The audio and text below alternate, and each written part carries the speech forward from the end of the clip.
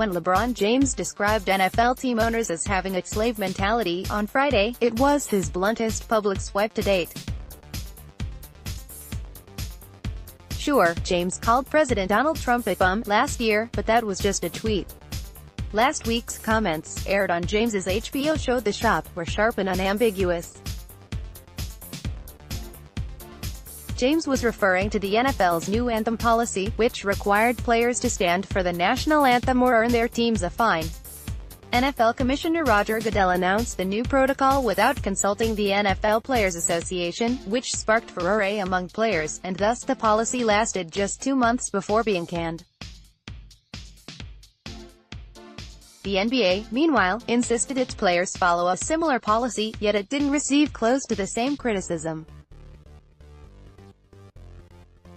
James's comments highlighted the division of the NFL and the unity of the NBA, and underneath, the data shows the two leagues going in opposite directions. Google us. The NBA's stock rose further on Tuesday when it showcased its top players across 12 hours of programming, and marked 10 years since the league increased its Christmas Day schedule to 5 games. In that time, basketball has become synonymous with the 25th of December, similar to the way Thanksgiving would feel empty without NFL football.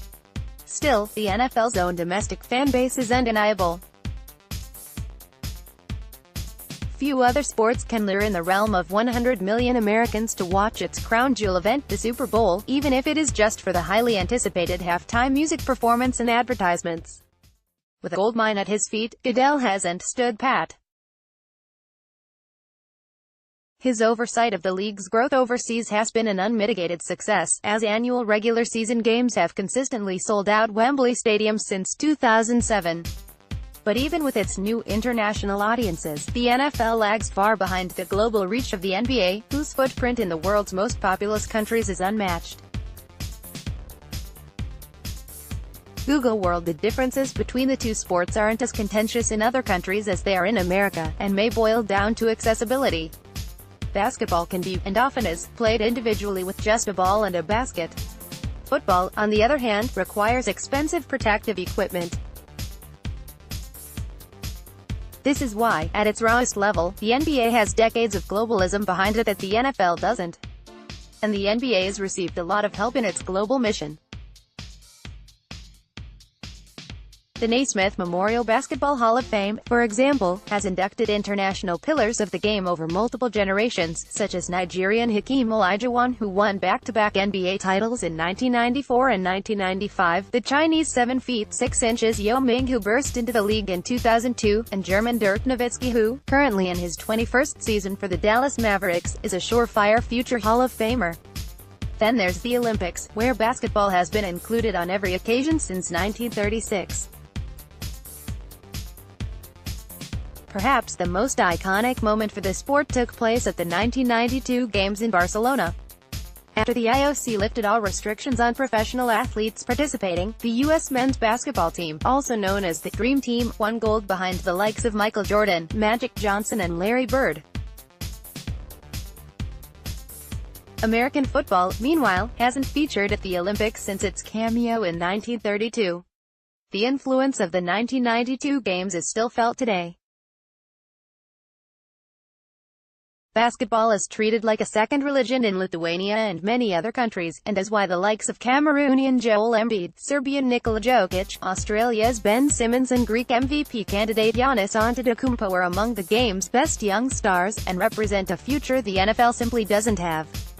So far this season, the NFL has featured 52 players from 20 countries, which works out at approximately 3% of the league's total players. In comparison, the NBA has seen 105 foreign-born players from 41 countries play, which, because of its fewer teams and players per team, represent roughly 23% of the league. Map. The NBA's popularity transcends the court. Whereas NFL players are hidden under a helmet and are one of 22 players on the field at the same time, NBA stars are accompanied by just 9 others on the court at any one time. On Christmas Day, LeBron James, Steph Curry and Kevin Durant were captured on TV for lengthy periods of time as they battled against each other, their personalities on full show for millions of viewers. It's part of the reason some NBA teams have garnered online followings into the tens of millions.